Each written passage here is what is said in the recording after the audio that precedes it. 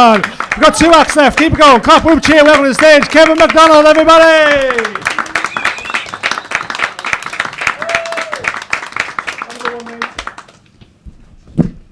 Hello everyone. Wasn't actually going to come tonight. I was just split up with my girlfriend Barbara. She's a little bit older than me. She's 84. I think it was fate we met. We met on a holiday to Llandudno. It was 5 nights, half board, evening entertainment and bingo. And nobody talked to me on this holiday, apart from Barbara. And she sat next to me on the coach going home. And we started texting each other when we got back. And we'd meet at the Cosy Cafe in Bradford for toasted tea cake and a cup of tea. We'd go for long walks around Buzz Bingo car park. And one thing led to another and we became lovers. And to be honest with you, sex was amazing. We had it in a tunnel, on the back of an old bus, in the tent. I've never used KY jelly before, but it was absolutely explosive, honestly. So anyway, I thought I'd wed the woman of my dreams, and she sort of treated me like one of her ex-husbands, really. Every time I came home for work, my dinner was ready waiting for me. Lemon curd sandwiches. And I even got it round my head that I might be step-granddad to 24 kids. I hadn't even got any of my own kids yet. But it went tragically wrong, unfortunately, on a romantic trip to Blackpool. We were in the pleasure beach, and we'd been there about a couple of hours, and she wouldn't go on any rides apart from the Eddie Stobart convoy experience. I don't know if you've been on the Eddie Stobart. You don't even have to get strapped in. So I said, look, Barbara, do you mind if I go on some scary rides for a bit and I'll meet you later on? She says, yeah. So we arranged to meet at the Avalanche at 5 o'clock. So I get to Avalanche at 5 o'clock and she's nowhere to be seen. And so I'm walking around looking for her, couldn't find her. So I went to ticket office and they put an announcement out, because I'm worried because I've got tablets in my pocket. So they put an announcement out, can Barbara come to reception? And she never came. So I thought, blooming hummer, I'm going to have to go back to the Windsor Castle guest house to get my phone. So I'm going up the steps in the Windsor Castle guest house, and I could hear the squelching noise from my room. So I opened the door, and Barbara's on the bed with the Rod Stewart tribute act.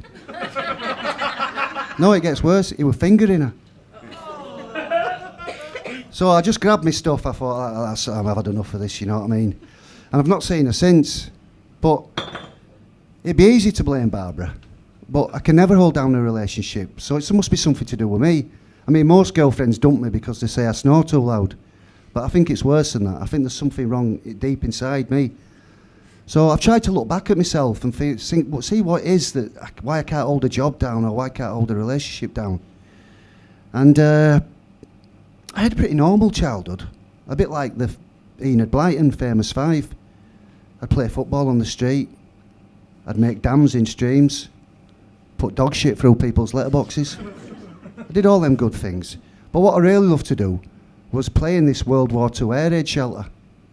I really loved it in there. I used to go there on my own in my 6-week holidays. But I think that's where my bullshitting started.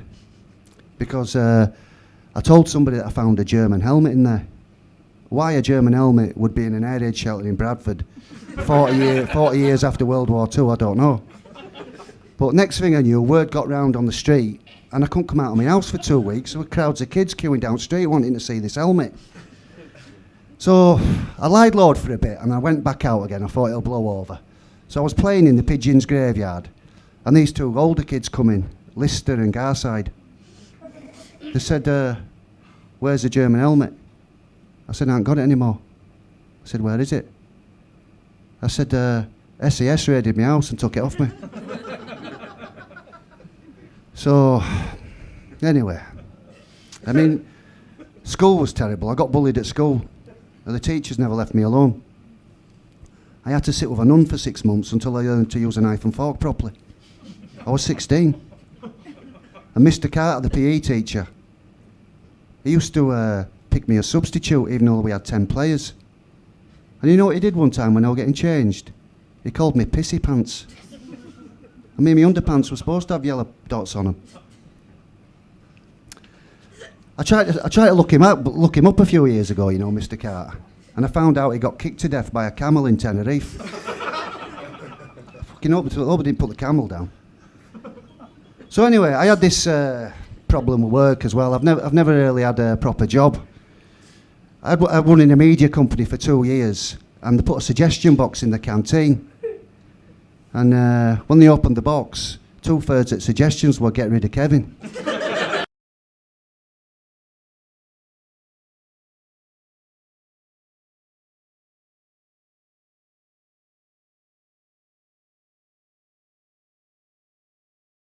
I've got my own car.